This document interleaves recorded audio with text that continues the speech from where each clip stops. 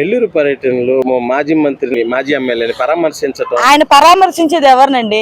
ఒక గంజాయి అమ్మే వాళ్ళని, దొంగతనాలు చేసే వాళ్ళని ఎంకరేజ్మెంట్ చేస్తున్నాడు ఇది మాజీ ముఖ్యమంత్రి గారు. అసలు ఆయనకి ఏం అర్హత ఉంది జనాల్లో రావడానికి? గత 5 ఏళ్లలో నువ్వేమన్నా చేసావా? ఏదైనా సరే మీ మోసపూరితమైన మనుషుల్ని, అలానే ఆయనకి సపోర్ట్ ఇచ్చి ఉన్న వాళ్ళకే వెళ్ళి పరామర్శిస్తా ఉన్నాడు.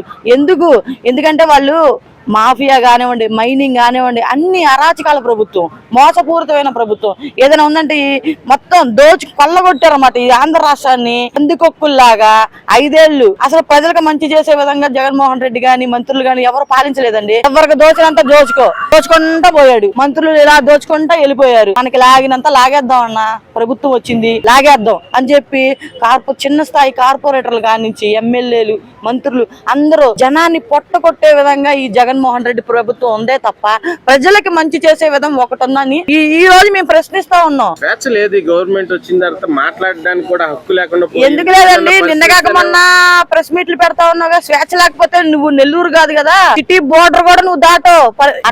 ఇక్కడికి వచ్చి సవాల్ చచ్చిపోయినప్పుడు పరామర్శించడం, అక్కడ ఎకిల్ నవ్వులు నవ్వటం నీకు ముఖ్యమంత్రి స్థాయి హోదా కాదు అసలు. అది మీరు రాబోయే 30 ఏళ్ళు మీరు ముఖ్యమంత్రి అయ్యే అవకాశం లేదండి. ఒక కార్యకర్త కూడా మీరు పనిచేయరు.